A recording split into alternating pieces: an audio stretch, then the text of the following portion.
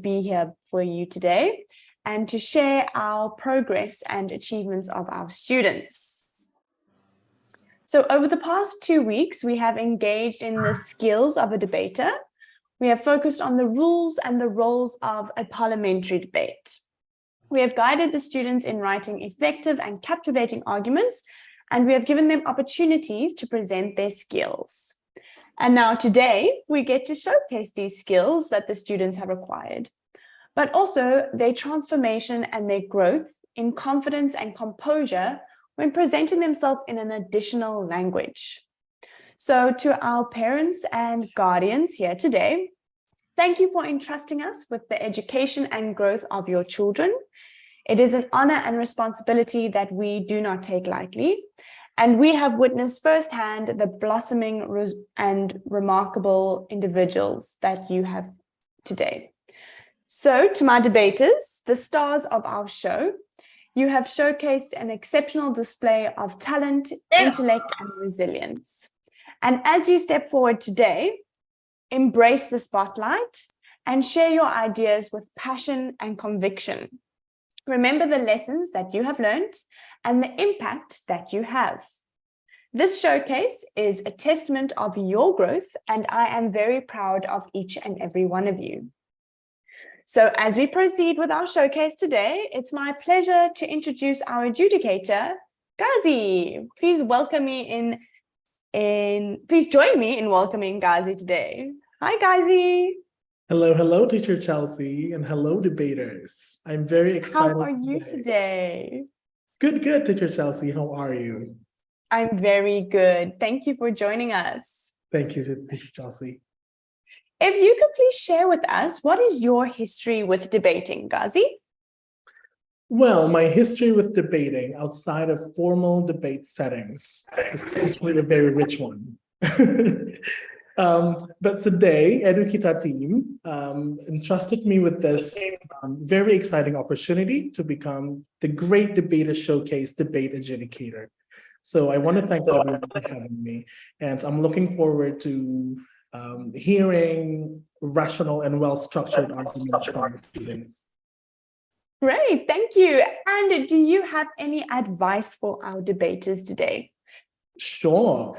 I think my advice for the debaters today would be, one, to be relaxed. I'm sure that they've prepared so much for today's debate, and be confident and really try to structure and deliver their arguments confidently, I guess. Yes. Excellent. Thank you, Ghazi. Thank you so much. Okay, so without further ado, let's embark on our showcase. So parents and audience watching, sit back, relax, and prepare to be inspired by the brilliance and talent that lies within our debaters. All right, so round one today. Should kids play video games? In our government team, we have Carissa, Jacob, and Raisha. And in our opposing team, we have Keisha, Arka, and Ray. So our government team will go first. Each debater will have a chance to speak for 3 minutes. Ghazi, our adjudicator, will announce the winner after the round. Okay, so let's hear from Carissa in our government team.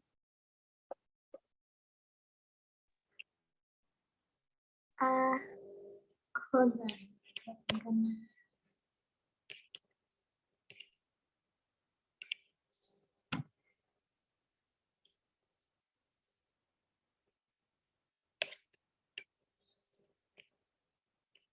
All right.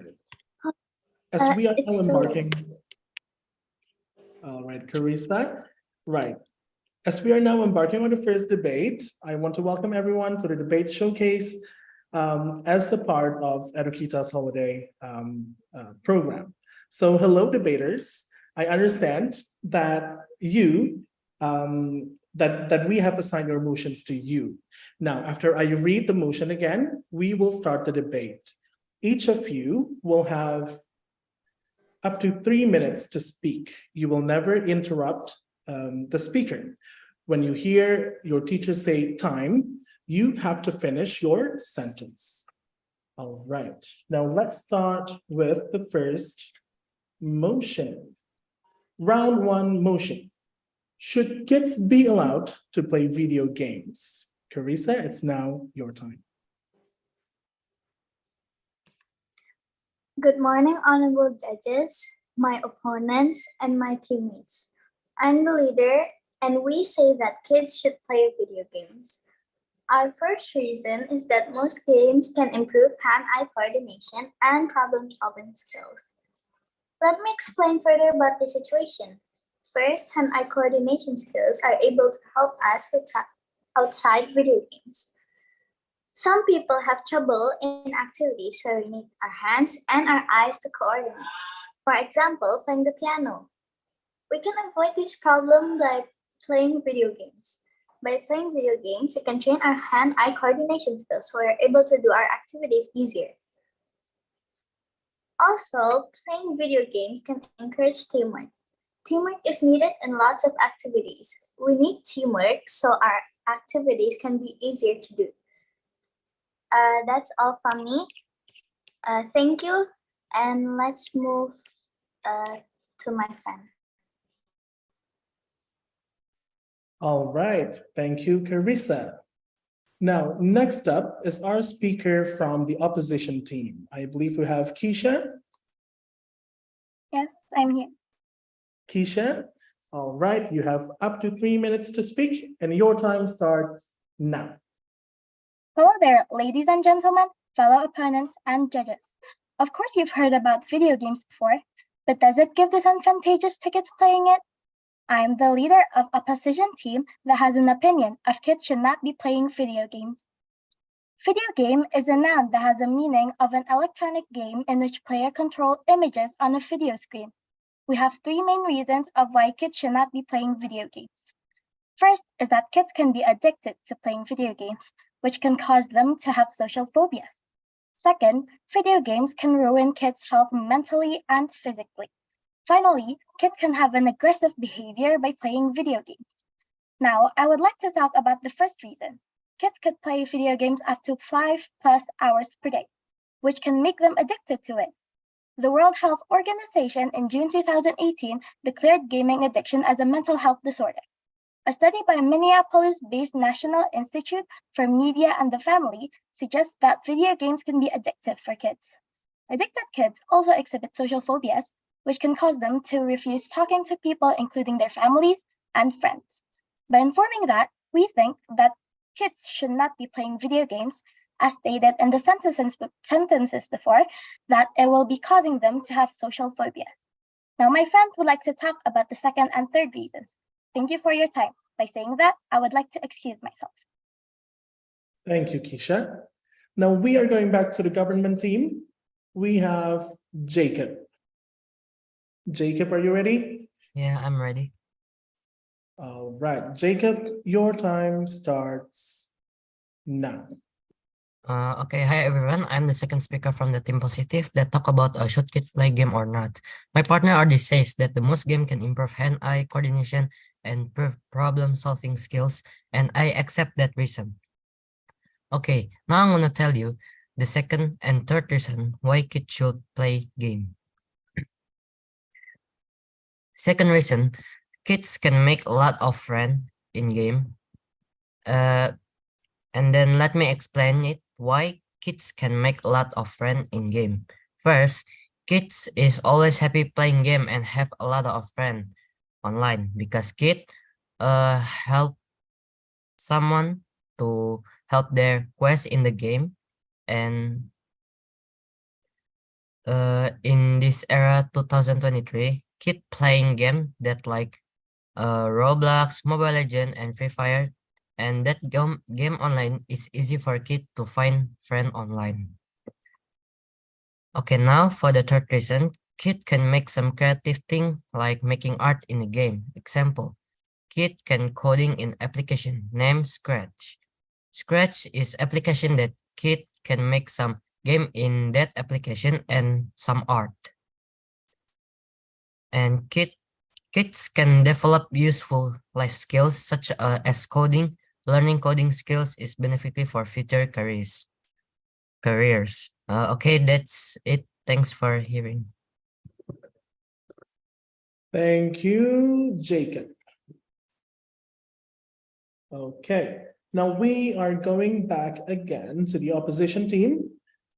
The next speaker from the opposition team will be Arka. Arka, are you ready? Yes, I am. All right, you have 3 minutes. Your time starts now. Greetings, Chairman, our audience, and honorable opponents. The video games you know and love might be fun, but they can also cause harm to kids. I, from the opposing team, will show you the second and third reasons why kids shouldn't be playing video games. Our second reason is that video games can ruin kids' health both mentally and physically if played too frequently. For example, if your kids play video games too often, they might get addicted and will be easily angry over things such as getting a punishment from their parents for being prohibited from playing video games. It can also get mad over small things. This conclusion was proved by a person named Vadim. Gaming addiction suffered for 20 years. Describes how his physical and mental symptoms were connected at some point. At some point, it got bad. I needed to quit university so that I could recover, but I couldn't do it for very long. I wasn't healthy. I had almost no friends, and gaming became my coping mechanism. As a result, I was very depressed and lonely. Our third reason is that kids can develop aggressive behaviors from video games. If your kids spend most of their time playing much more violent and gory video games, they could act more violent and could hurt other people, in some cases, other children during schools or when playing with each other. According to University of Utah, violent video games can cause children to have aggressive thoughts and behavior and can also make kids more violent. So basically, video games can ruin children's health both mentally and physically, and that's why we think kids should not play video games. Thank you for listening. All right, thank you, Arka. Our next speaker from the government team will be Raisha. Raisha, are you ready, Raisha? Yes, I'm All ready. right, you have 3 minutes, Raisha. Your time starts now. Hi everyone, so I'm the last speaker from the team that say yes, that kids should play video games. My partner has been told you about the 3 reasons why we agree that kids should play video games. Now I will summarize our case and prove that the other team arguments are wrong. Playing video games can create their creativity and make them happy instead of bored. Not only that, playing video games can increase and hone brain activity. Our first reason is most games can improve hand-eye coordination and problem-solving skills. Our second reason is kids can make a lot of friends with game, so they can interact with other friends outside there. Our last reason is kids can make a creative thing like making art in game. Example, kids can do coding. With that, kids can increase their creativity. The other team tried to prove that kids can become addicted to games and can become aggressive. But this is not true because parents can remind their children so they won't be addicted to play video games. Or making gadget rules so kids will not be addicted too much. Second, kids should control which game they play. Don't play with games where there are fights or shooting shot. Basically, choose a game that there's no violence. Therefore, we urge you to vote for our side and support our motion. And thank you for listening. And let me and my team excuse. Bye. All right, thank you, Raisha.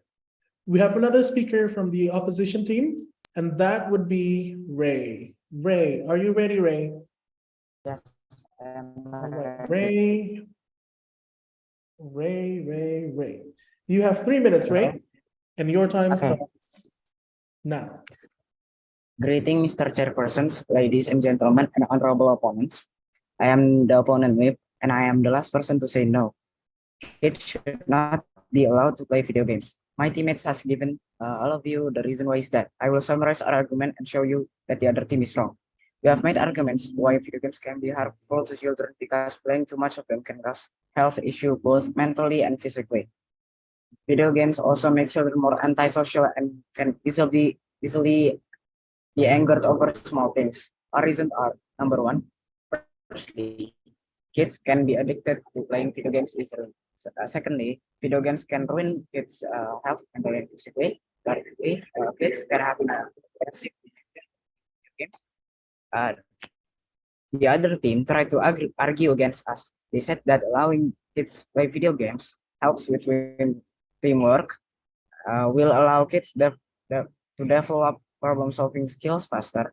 Thirdly, help kids improve their eye and coordination. But these arguments are not true because, firstly, playing video games do not help kids to develop problem-solving games. Too much video games will make kids likely to develop aggressiveness instead. Video games do not help with kids' teamwork.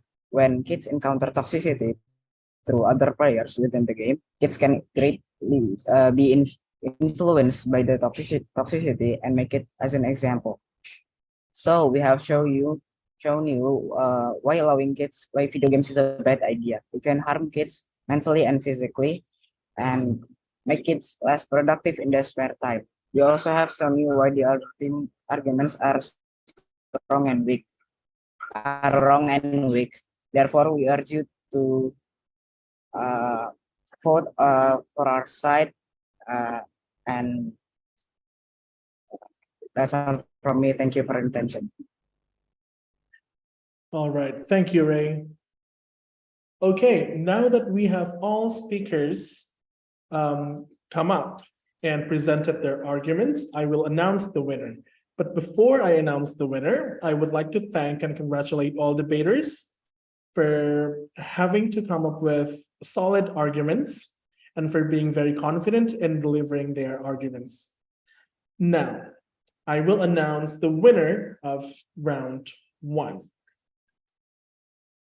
In case you're wondering, I am looking for argument organization and clarity, and the use of arguments, use of cross-examination and rebuttal, and also your presentation style.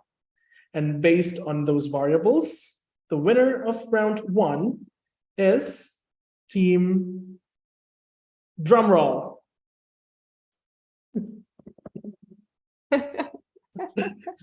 Team government. Congratulations, team government. Yeah. Yeah.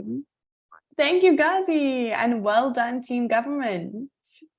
Very well done, debaters. You have shown great skills, great knowledge. All right, so Ghazi, what is your first impression of our first round? Right. It was actually much more than I expected. I think the debaters showed that they could come up with really great arguments. I don't think that I could come up with those arguments myself. And a lot of them also supported their arguments with factual data, which I really like and which is very, very important in competing in a debate. And I think overall, all of them showed great confidence too. I think my only note would be to take your time. You guys have 3 minutes, right? You guys have 3 minutes to speak. So really take your time and really try to make sure that you deliver your arguments very, very clearly, right? Just like what I'm doing right now. I try to speak very, very slowly.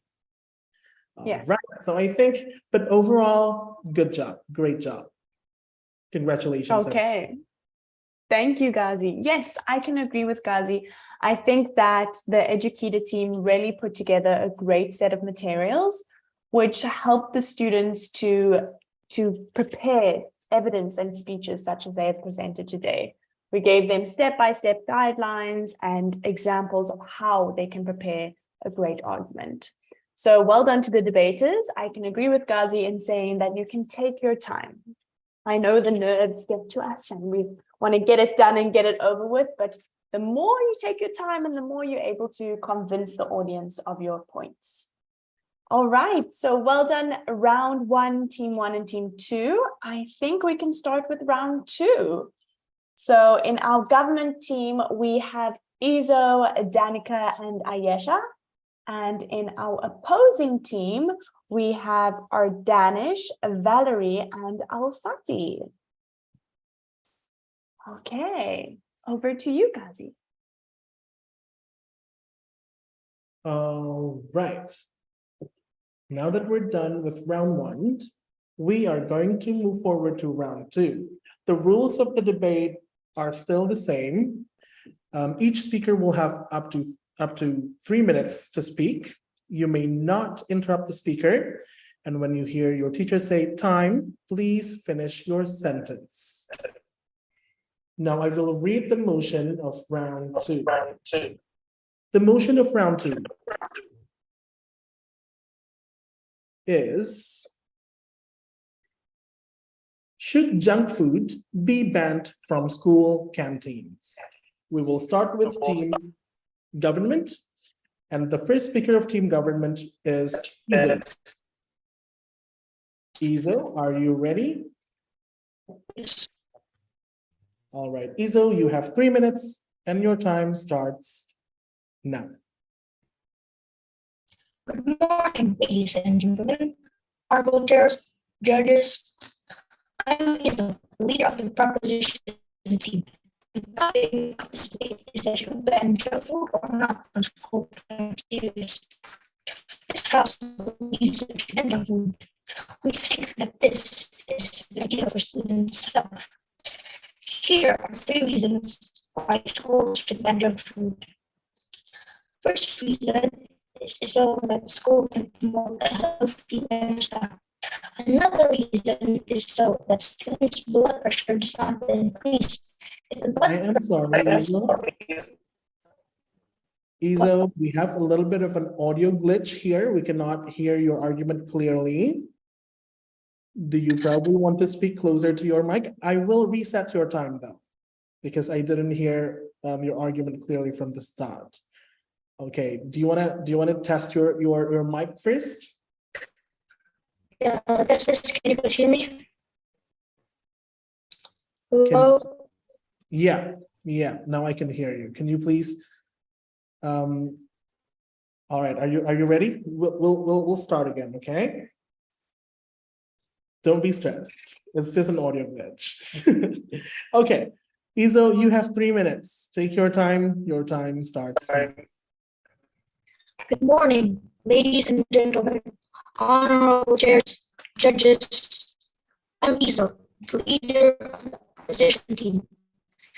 The topic of this debate is should we ban junk food or not from school canteens.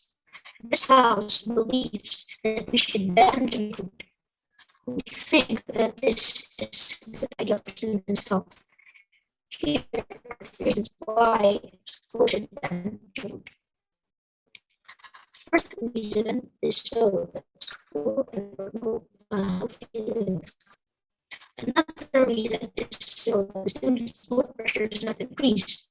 If the blood pressure of the student increases, it can decrease the flow of blood and your heart disease. Our last reason is so students do not get overweight and have health problems.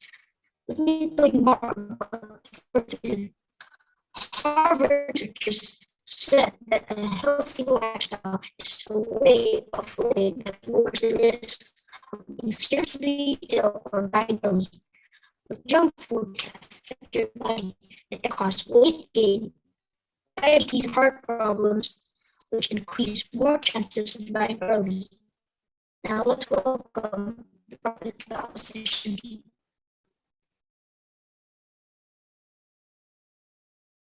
Okay, thank you, Izo.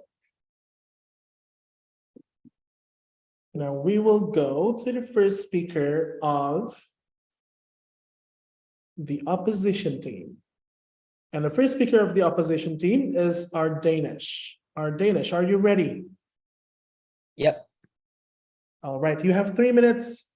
Your time starts now. Okay. Greetings, audience, chairman, and honorable opponents. We are on the opposition team and we do not support the motion. We define junk food to be comfort food that can relieve stress and satisfy people's taste buds. We believe that junk food should not be banned from schools because of the 2 points we will be discussing. The first point is junk food is easier to get and cheap. And the second point is junk food can satisfy taste buds. We will be discussing about our first point, which is junk food is a lot easier to get and cheaper.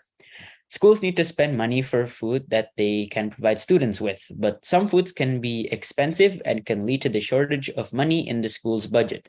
While most junk foods do not cost that much money, which can be helpful for the school in saving their money since they need to pay for the teachers and staffs. Junk foods are also easier to get because usually parents prepare students' lunch before they go to school. But in times where parents are too busy, students do not need to worry because the school already has food prepared for them. Therefore, that is why junk food should not be banned from schools. That is all for me. Thank you. All right, very well, our Danish. Now we are going to the government team. Government team's second speaker is Danica. Danica, are you ready? I'm ready. All right, Danica, you have 3 minutes and your time starts now. Ladies and gentlemen, honorable chairs and judges, I'm Danica and I'll be presenting our second argument. The second reason why it's important to ban junk food in school is because it negatively affects students' active. Scientists did a study to see how junk food affects our learning and doing well in school. They looked what students ate and how they did on tests. Guess what they found? The students who ate a lot of junk food didn't do as well on their tests as the ones who ate healthier food. Eating too much junk food like snacks and sugary drinks can make it harder for our brains to work well and remember things. That's why it's important to think about what we eat, especially when we want to do our best in school. But there's more to it. Eating too much junk food can also make us unhealthy. Junk food has things like fats, sugar, and salt that aren't good for our bodies. I have presented our second reason, and my friend Ayesha will present our last argument. Thank you. Thank you very much, Danica. And we are going back to the opposition team now. The second speaker of the opposition team of the second round is Valerie. Valerie, are you ready, Valerie? Yes. You have 3 minutes, Valerie, and your time starts now. Greetings, Chairman, audience, and honorable opponents. We are the opposition team, and we think that junk food should not be banned in schools. As my team members said earlier, junk foods may be unhealthy. However, it is cheap and easy to access. Eating junk foods at schools might also help students to enjoy school better. Junk food is also like a backup food for when parents are too busy to prepare lunch for their children. Fast foods may be unhealthy. However, schools also have benefits for providing these foods. For an example, fast foods are cheaper and easier to make. It is true that eating junk foods can cause health problems. However, that is only applicable if you eat it every day or too much. Health problems from eating junk foods also occur when the person has a lack of self-control. Therefore, junk food should not be banned from schools. Thank you for listening to my speech. Now I shall excuse myself. Thank you, Valerie. Now we're going to listen to the third speaker of the government team, Ayesha. Ayesha, are you ready? Yep. Okay. All right. Ladies and 3 minutes, gentlemen. Ayesha. Oops, not yet. Sorry. You have 3 minutes, Ayesha. In your time. Okay, don't be nervous. 3 minutes. Your time starts now. Okay, ladies and gentlemen, honorable chairs and judges, I'm Ayesha and I'll be summing up our arguments as well as stating the reason why we should win. First, I will sum up our arguments. Our Prime Minister has said that we should ban junk food because it promotes a healthy lifestyle. And our Prime Minister also has proven that a healthy lifestyle will decrease the chances of dying early. Now, our government member has said that we should ban junk food so the student doesn't get unnecessarily obese, which can lead to the student not being able to participate in certain activities, as well as it being a negative impact on the students' test results. And I've stated that the school has been sorry. Finally, I will go over the reasons why we should win this debate.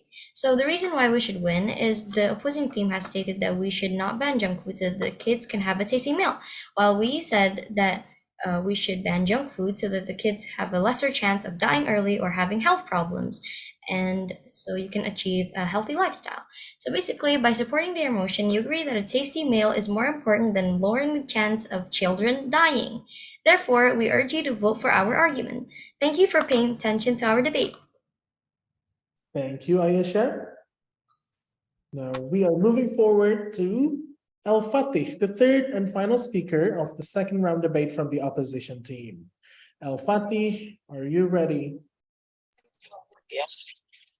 All right, Al Fatih, you have 3 minutes, and your time starts now. Greetings, Chairman, audience, and honorable opponents. I am the opposition whip and the last speaker. Our argument is true because our argument is based on data on the previous arguments. And my team's already given a reason junk food shall not be banned in school. I will summarize the debate and prove the other team is wrong. On the debate, supporting team say junk food be banned in school for some reason. For example, junk food in schools could decrease the frequency of heart disease. 2, junk food can have negative effects on the health. 3, junk food can be cause obesity. But this argument has a weakness. Some people had a heart disease because of junk food. High on natrium and cholesterol. But change people had heart disease because junk food is 28% is low for health disease. 2, yes, we know junk food has risk on our health, but it's giving an access to like make a better mood, lot of nutrition, and more. True, is giving negative on our health, but it's giving a lot of positive effect for school and students. For example, easier to cook and cheaper. Help students to enjoy school better. Students do not need to worry because the school already has food for students. So we have shown you that the other team arguments are weak. Junk food shall not be banned in school. Therefore, we urge you to vote for our side. Their motions.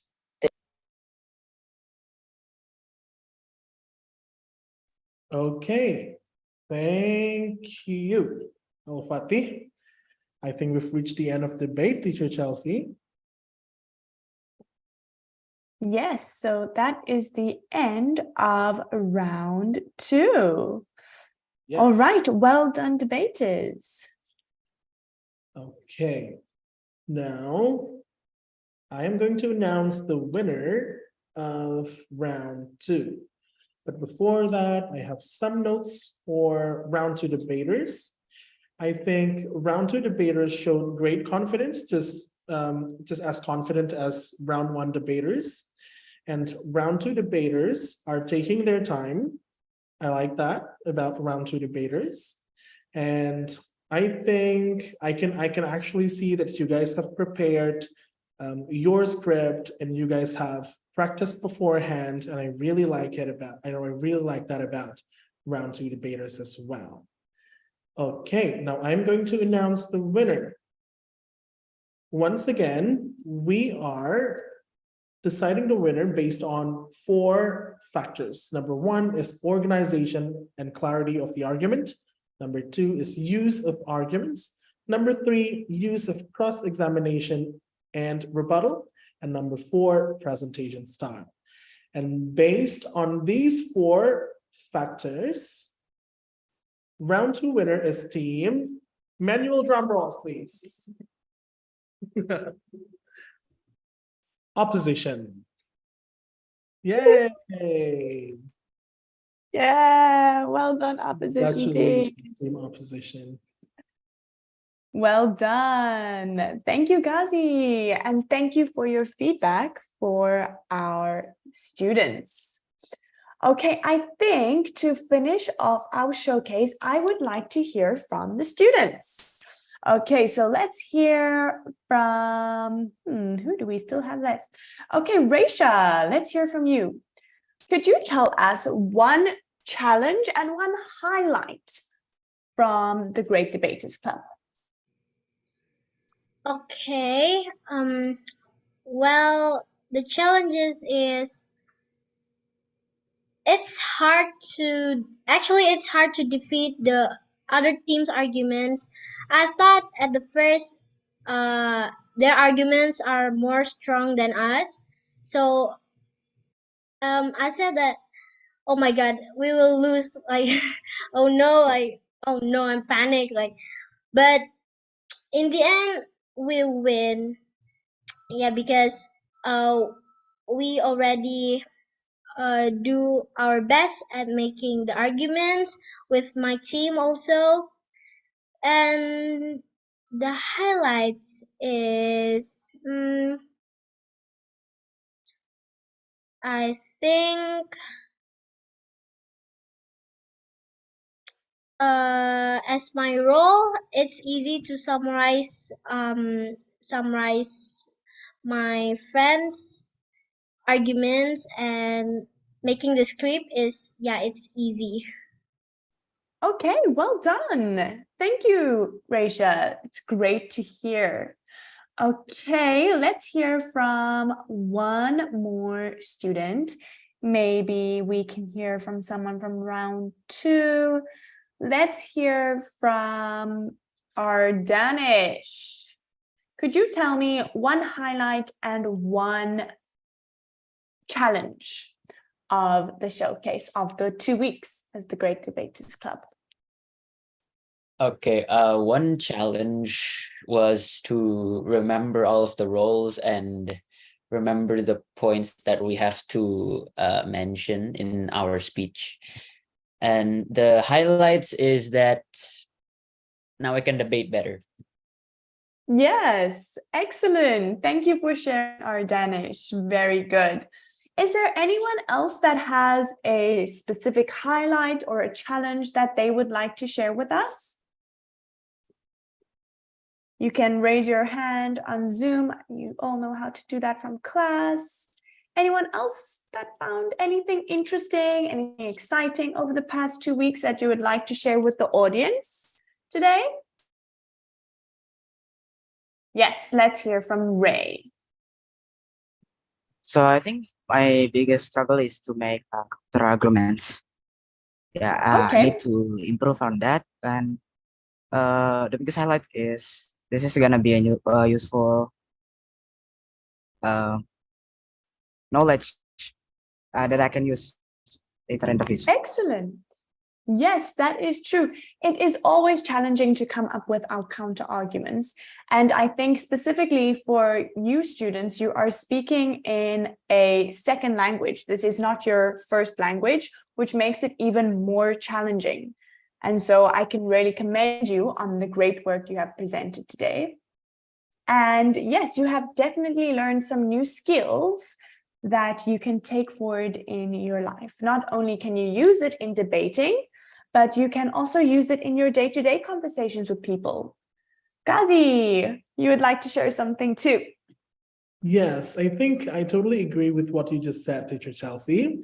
The debate skills that the students learn here at your class could definitely be used in their daily lives as well. So just remember everything that you've learned with Teacher Chelsi here in the Great Debaters class. Remember how you structure your arguments. Remember that you have to support your arguments with data, and it will be very useful for you, not just in formal debate settings, at school, but also your daily activities and daily lives. For example, if you want to persuade your friends to go to a mall with you, you can use data such as, you should go to a mall with me.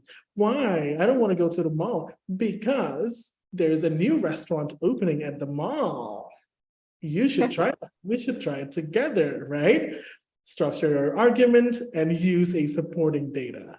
So yeah, it's going to be very useful and fun. That is so true. So true. Okay, well, if that's all you have to share, Ghazi, I would like to sum up our showcase for today. Excellent. So ladies and gentlemen, our educator and our great debaters, thank you so much for joining us at our Great Debaters Showcase. It has been a remarkable event, I'm sure you can all agree, and your participation and your support has made it the success that it has been. So to the parents, your presence at the showcase and cheering on the debaters and celebrating their achievements has showcased your pride that you have for your children. And to the debaters, I am extremely proud of each and every one of you. Your dedication, your hard work, and your commitment have been evident throughout the showcase. Ghazi, thank you so much for joining us today. Your words of wisdom really are truly appreciated. And then to the educator team that are here today, thank you for creating the content and preparing the students for today. Also, thank you for the opportunity to be here. Thank you for preparing this opportunity for the students and for us as the hosts and adjudicators. We really appreciate that. So thank you once again to everyone here today. Your continuous support has been truly appreciated, and congratulations again to our debaters. Your performances were exceptional. Thank you. Thank you, everyone. Thank you, Ghazi. Well done, debaters.